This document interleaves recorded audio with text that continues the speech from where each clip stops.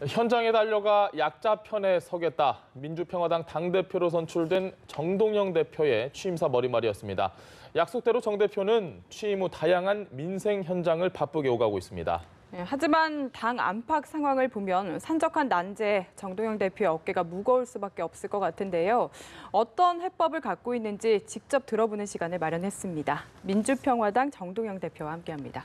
안녕하십니까? 네, 안녕하세요. 반갑습니다. 당대표 되고 나서 보통은 현충원 먼저 찾아가시곤 하는데 확실히 현장을 많이 다니셨습니다. 뭐 현장 왕이라는 이야기도 하고요. 영도의 한진중공업 희망버스로 기억이 되죠. 거기는 이명박 박근혜 정권 때 가장 고통받았던 현장입니다. 노동 탄압, 인권 탄압의 현장이었고 그것을 시민의 힘으로, 연대의 힘으로 희망버스, 저는 처음부터 끝까지 함께 했습니다. 그 희망버스의 힘으로 사실 평화적으로 드물게 국회에서, 제가 그때 국회 노동위원이었어요. 노동위원회에서 노사정 이렇게 합의안을 만들어서 그 노사 갈등, 분규 문제를 평화적으로 해결한 모범 사례이기도 하죠. 그런 점에서 첫 번째 장소를 거기를 갖고 그다음에 삶의 현장을 둘러보고 나서 그 다음 날 현충원에 가서 영령들께 고했습니다. 알겠습니다. 네, 그 후에 일주일간도 전국을 돌면서 민생 현장을 좀 탐방을 하셨고요. 저는 개인적으로 기억에 남는 말이 대표 되시고 정의당보다 더 정의롭게 이 말을 하셨거든요. 그런데 이런 행보를 두고 최근에 좀 좌클릭이다 이런 이야기가 있습니다. 여기에 대답을 해주신다면 어떻게 대답을 해주실 건가요? 정의의 좌우가 없잖아요. 정의는 사실 옛날 3천 수백 년 전에 함무라비 법전에도 나오는 말이에요. 정의를 외쳐라, 정의를 구현해라, 뭐 이런 건데요. 민생의 좌우가 없듯이 예를 들면 며칠 전에는 이제 흑염소 농가들이 국회에 몰려오셨어요. 킬로그램에 17,000원까지 가던 염소값이, 염소고기값이 5,000원 이하로 떨어졌어요. 왜냐하면 귀촌 귀농하는 분들한테 전국의 지방자치단체에서 염소 키우라고 장려를 했거든요. 하다 보니까 염소가 전국적으로 엄청나게 많이 늘어났어요. 그러니까 죄송합니다. 정부가 이거 수매해달라 이제 이런 요구였어요. 그래서 그때 마침 농림부 장관 청문회가 있었기 때문에 그 민주평화당 소속 황주홍 의원께서 청문위원장이었어요. 농림해양수산위원장이니까. 그래서 긴급히 연락해서 농림부 장관 후보자를 모시고 와서 그분들의 얘기를 경청하고 정부 수매를 검토하겠다. 이래서 이분들이 기쁜 마음으로 돌아가셨거든요. 저는 그런 게 정치라고 생각합니다. 알겠습니다. 사실 뭐 정의당보다 더 정의롭게 정의란 부분 참 정의당보다 먼저 현장으로 아래로 달려가겠다 그런 뜻입니다. 굉장히 좋은 이야기이긴 하지만 당내 노선에서는 확실히 전당대회 때부터 박지원 의원과도 좀 의견 차가 분명히 나왔고요. 지금도 보면 당내 여론을 그렇게 포용을 하지 않을 수 없는 상황입니다. 그런 부분에 대해서는 어떻게 보십니까? 네, 당내에서 이런 정체성, 노선 관련해서 이견이 나오고 논쟁이 되는 것은 당이 건강하다는 징조입니다. 무슨 다른 이익을 가지고 다투면 국민들이 눈살을 찌푸리지만 이해관계를 가지고 다투면 근데 이것은 제가 가는 길은요. 제가 늘 갖고 다니는 게 준비해 오신 게 있습니까? 주머니에서 지금 꺼내주셨네요. 정강정책 강령집이에요. 강령집인데 여기에 나와 다 있습니다. 예를 들면 밑줄을 다 제가 그어놓으셨네요. 한 줄만 읽어보면요. 불공정한 경제 구조를 개혁하는 경제민주화를 추진한다. 재벌 개혁과 기득권자 중심의 시장 경제 질서를 공정하게 개혁한다. 성장의 과실을 재벌과 대기업 소수의 부유층이 독점하지 않고 일하는 모든 국민들이 제대로 보상받는 경제민주화가 당의 목표다 이렇게 돼 있어요. 이런 당의 강령을 그냥 이런 소책자에 머무르게 하지 않고 현실로 적용해 보려고 하는 것이 그것이 저의 노선입니다. 알겠습니다. 네, 어쨌든 당이 건강하다고 하셨는데요. 지금 대표님께서 말씀하시는 의도는 알겠지만 이렇다 보니까 당권 경쟁이 끝났는데도 계속해서 노선 갈등이 이어지는 거 아니냐는 우려도 사실 있습니다. 여기에 대해서 좀 답을 해주신다면. 그걸 갈등으로 볼 수 있지만요. 노선을 가지고 이렇게 논쟁하고 하는 것은 바로 정치의 이게 본령이에요. 다 생각이 다르지요. 그 생각이 다른 것을 또 하나로 통합해내는 것이 이제 앞으로 제가 해결해야 할 숙제인데요. 지금 민주평화당은 17분이에요. 17분이니까 뭐 방 하나에 다 둘러앉아서 오손도손 얘기할 수 있는 예. 이제 그런 또 장점도 있습니다. 알겠습니다. 이런 민생 행보를 보면서 뭐 일부에서는 혹시 대권을 염두에 둔 게 아니냐 이런 이야기도 하십니다. 이에 대해서는 어떻게 생각하십니까? 지금 민주평화당의 그런 상태, 예. 존재감 가지고 대선, 대권 운운하는 것은 국민들이 인정을 안 하실 것 같아요. 우선은 당의 존재감을 키우고 당의 역할을 키워서 민주평화당이 정동영이 되더니 저 당이 무엇을 하는 당이구나.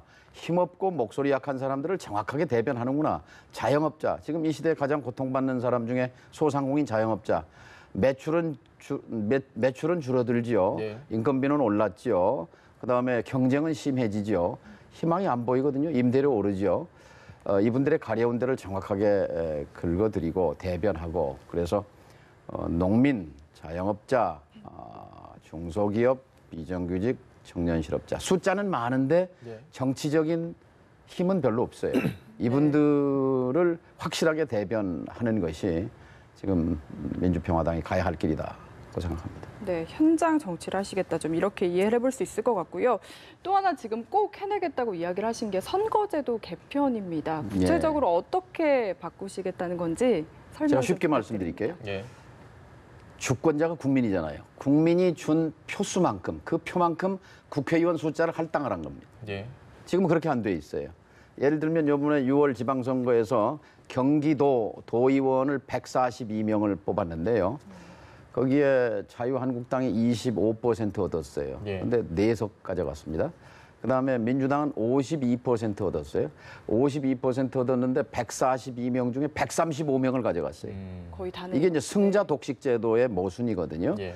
제가 아까 흑염소농가 말씀드렸는데 그때 국회 앞에 오셨을 때 제가 이렇게 질문했어요. 제가 지금 선거제도 개혁을 주장하고 있는데 예. 여러분 이 나라의 주인이 누굽니까? 그랬더니 우리요. 농민들께서 외치셨어요.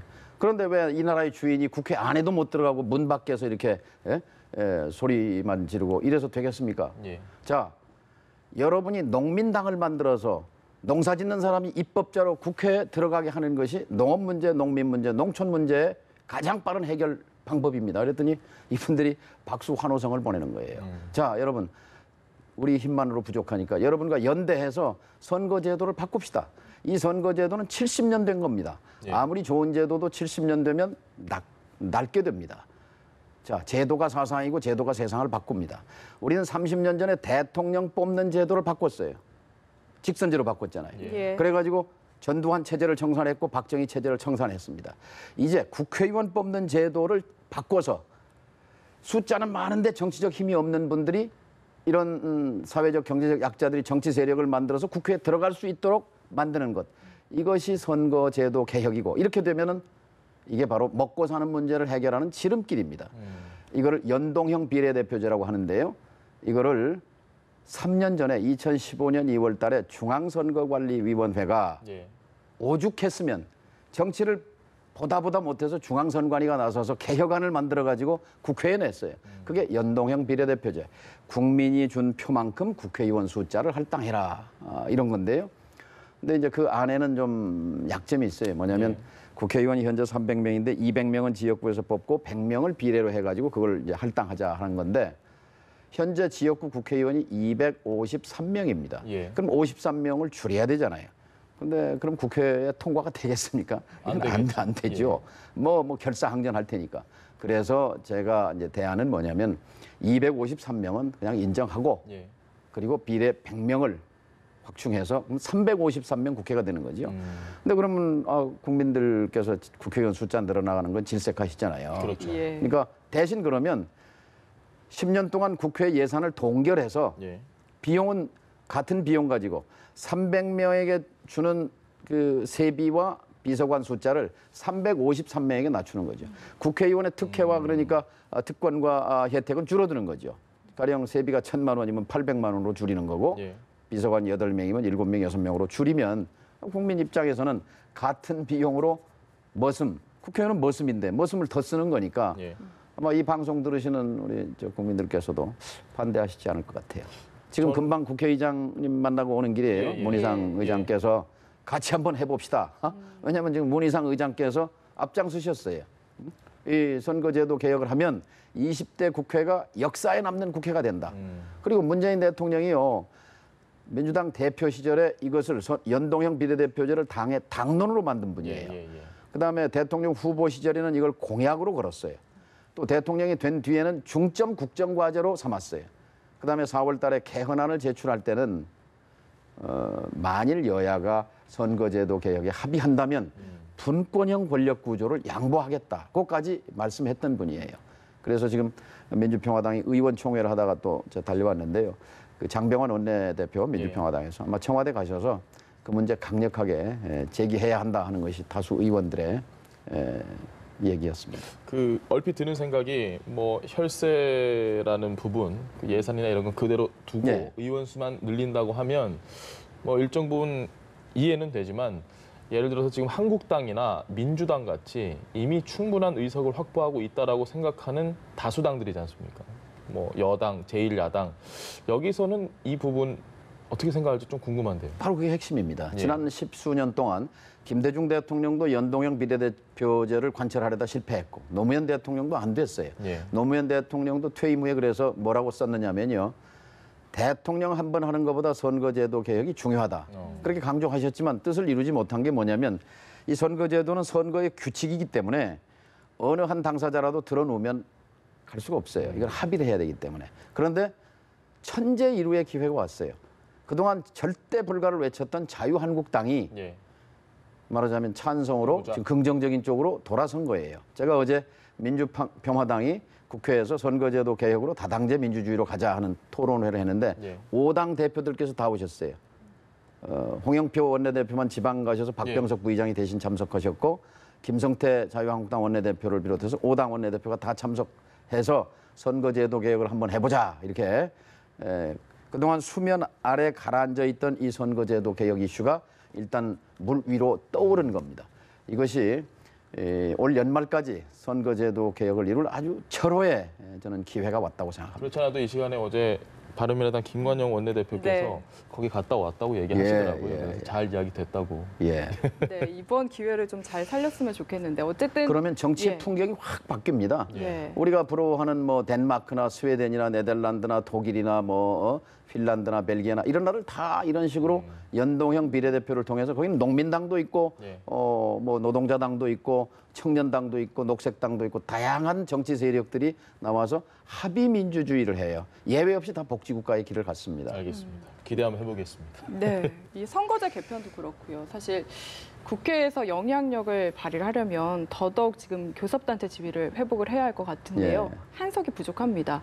어떻게 지금 하고 계십니까? 오늘도 지금 의원총회에서 그 문제를 가지고 서로 일단 17명이 집중력을 발휘해서 정기국회 전에 이 문제를 해결해보자 이렇게 의견을 모았습니다. 그래서 조금만 시간을 주시면 저희들이 하여튼 성과를 만들어 보겠습니다. 알겠습니다. 뭐 거듭된 질문인데 혹시 어떤 보관 생각하고 계신 게 있습니까? 뭐 지금 이제 무소속으로 돼 있지만 그분들이 입당하면 좋고 입당이 아니어도 원내 교섭단체는 만들 수 있거든요. 예를 들어서 전남의 손금주 의원이나 전북의 이용호 의원 경우에는 전북 예산이 비상이 걸렸거든요. 전남 예산이 비상이 걸렸어요. 왜냐하면 예산국회인데 지금 그 예산을 숫자를 나누고 하는 그 예결 그 개수 조정하는 소위원회 교섭단체만 들어갈 수가 있어요. 그런데 전남이나 전북이나 광주는 민주평화당이 다수당인데 교섭단체가 안 되면 거기에 들어갈 수가 없으니까 그러면 다른 사람을 통해서 예산 민원을 해야 하는 입장이어서 사실은 이제 두 분 의원이 만일 교섭단체 참여한다면 그 지역 주민들도 좋아하시겠죠. 알겠습니다. 야당에게 사실 지지율은 정말 중요한 요소로 알고 있습니다. 민주평화당 같은 경우는 좀처럼 이 지지율 반등의 기미가 보이지 않는 상황인데 사실 지지세가 호남에 좀 국한됐다는 얘기도 저희가 많이 해왔는데 확장성이 좀 부족한 게 아니냐, 한계가 분명한 게 아니냐 이런 얘기들도 있습니다. 어떻게 보십니까? 물이 100도에서 끓잖아요. 그러니까 뭐 현장 몇 번 갔다고 그래서 금방 지지율이 오르는 걸 기대할 수는 없고요. 꾸준히 자영업자, 농민, 비정규직, 중소기업, 청년 실업자들의 현장으로 달려가서 예. 지금 그런 정당이 별로 없지 않습니까? 민주평화당이 우리를 대변하는구나. 무엇을 하려는 정당이구나. 100년 가게 특별법을 만들려고 합니다. 100년 가게. 우리나라에는요, 전국에 100년 된 가게가 90군데 있어요. 예. 그런데 일본에는 2만 군데 있습니다. 근데 일본이 100년 전에 차지차가법, 땅을 빌리는 거 차지, 예. 차가법이라는 걸 100년 전에 만들어요. 임차인, 세든 사람은 약자다. 세든 사람의 권리도 세준 사람의 권리와 대등하다. 이런 취지로 해서 쫓겨나지 않을 권리를 보장합니다. 그것이 일본의 100년 넘는 가게가 그렇게 많은 이유예요. 일본에 가면은 선술집이나 우동집이나 뭐 그렇죠. 과자집이 100년 넘은 가게 수두룩하잖아요. 예. 네. 그런데요, 100년 전에 우리 선조들이 이걸 외쳤습니다. 평양 교과서에 나오죠. 물산장려운동이라고. 예. 평양에서 조만식 선생이 앞장서셔서 이게 뭐냐면요. 일본에서 시행하고 있는 차지차가법을 임차인 보호법을 조선, 식민지지만 조선 안에서도 실시해라. 해서 차가인 동맹, 이 세입자 동맹을 만드는 그 운동이 이 물산장려 운동의 핵심이에요. 100년 전에 우리 선조들이 외쳤던 것을 일본이 100년 전에 법을 만들었던 것을 이번에 그 궁중 족발 사건이 있었잖아요. 예. 월세 300만 원씩 내고 9년 동안 해오던 족발집을 종로 서촌에서 집주인이 바뀌더니 월세를 300만 원에서 1,200만 원으로 올렸어요. 예. 그래서 그런 불행한 사건이 일어났는데요. 그래서 지금 국회에서 논의하고 있는 상가 임대차 보호법을 고쳐가지고 5년 그 보장 기간을 10년으로 늘려봤자 예. 땜질밖에 안 됩니다. 근본적인 해법은 마음 놓고 장사할 수 있도록 쫓겨나지 않을 권리. 그러니까 일본의 차지차가법은요, 계약 기간이 만료돼도 정당한 사유 없이는 본인의 의사에 반해서 쫓아낼 수 없게 돼 있습니다. 저는 이것이 이 시대가 요구하는 거라고 봅니다. 대한민국이 전 세계에서 자영업자가 제일 많은 나라인데 예. 그러면 적어도 국가는 뭔 역할을 해야 되느냐? 쫓겨나지 않고 장사할 권리 정도는 보장해 주는 것이 당연한 국가의 의무고 그것이 민주평화당의 노선이고 가야 할 길이라고 생각합니다. 알겠습니다. 네, 저는 이번에 좀 다른 질문인데 정말 많이 받으셨던 질문일 것 같은데 다시 한번 여쭤보겠습니다. 지금 이해찬 후보 그리고 손학규 후보와 함께 정동영 대표까지 이렇게 묶으셔서 골드보이의 귀환이다 이 이야기 많이 나오고 있습니다. 여기에 좀 어떻게 생각하시는지 세월이 많이 흘렀다는 생각도 드실 것 같기도 하고요. 느낌이 어떠신가요? 중요한 것은 생각의 나이라고 생각해요. 저는 소장 개혁파로 정치를 시작했습니다. 예. 쇄신파, 개혁파, 정풍운동파 이렇게 불려왔어요. 예. 저는 지금도 세상의 변화를, 세상의 개혁을 꿈꿉니다. 좀 더 다른 세상은 가능하다고 믿는 사람입니다. 그리고 지금 함께 아마 이해찬 대표하고 묶어서 얘기를 하는데 저하고 대학 동창생입니다. 근데 저는 이해찬 의원만큼 젊은 정치인을 본 적이 없어요. 생각이 항상 개혁적이고 변화 지향적이에요. 예.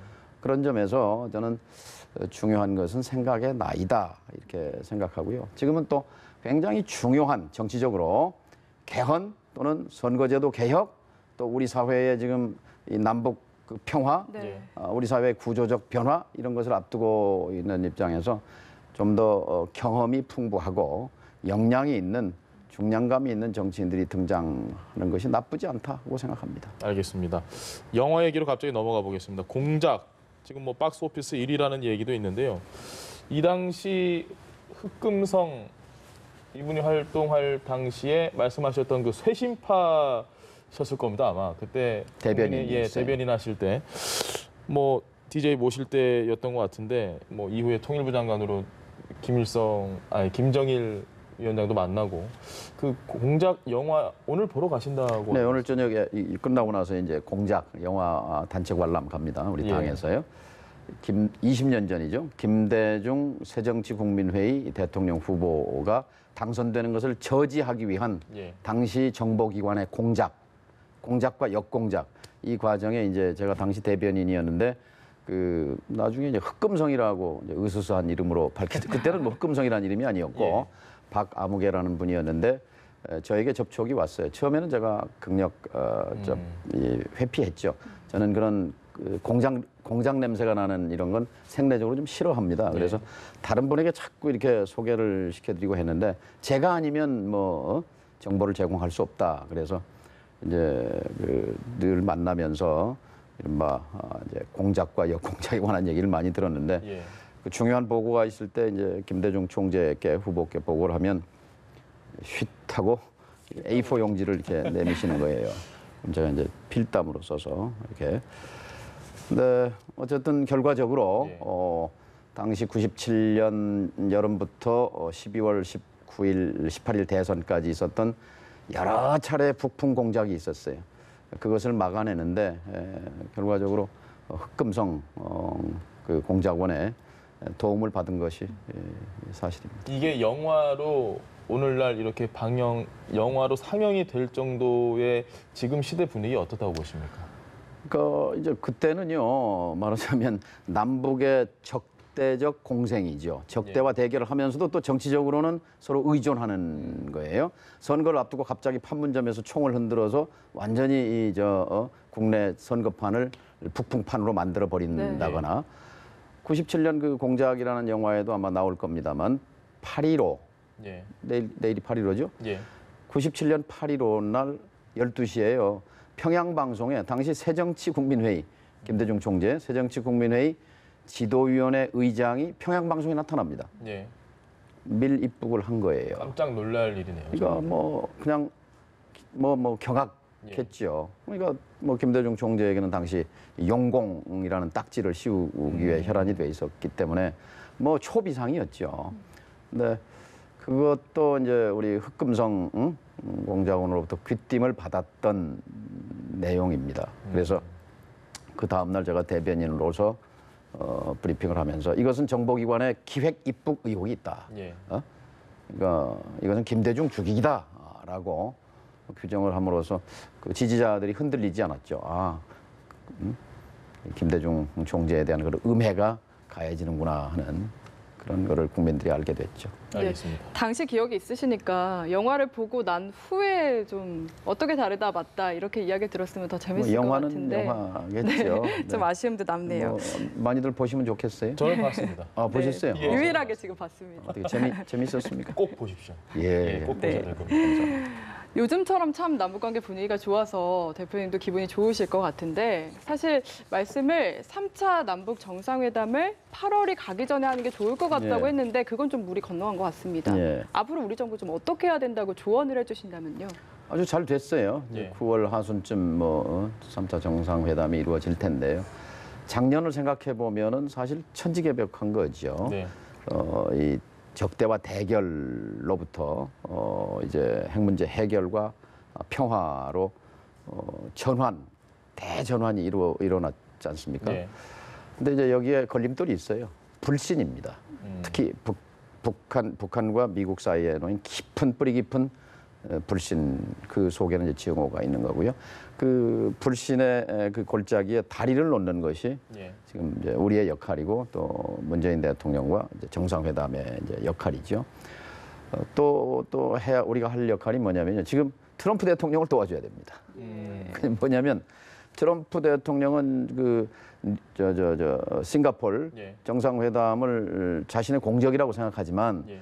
미국의 야당, 미국의 언론, 미국의 전문가들은 미국 외교의 실패라고 규정을 합니다. 공격을 합니다. 그래서 트럼프 대통령을 의식하지 않을 수 없잖아요. 그래서 네. 우리 입장에서는 트럼프 대통령이었기 때문에 지금 한반도의 평화 국면이 대전환의 국면이 펼쳐지고 있잖아요. 예. 그래서 트럼프 대통령을 좀 응원할 필요가 있다고 생각합니다. 그 대목에서 공공 외교의 중요성이 있어요. 그러니까 정부 대 정부 외교 말고 예. 그쪽 의회를 상대하고 언론을 상대하고 싱크탱크들을 상대하는 그러니까 국회나 시민사회의 역할도 중요하죠. 알겠습니다. 네, 오늘 민주평화당 정동영 대표와 함께했습니다. 말씀 잘 들었습니다. 고맙습니다. 예, 감사합니다.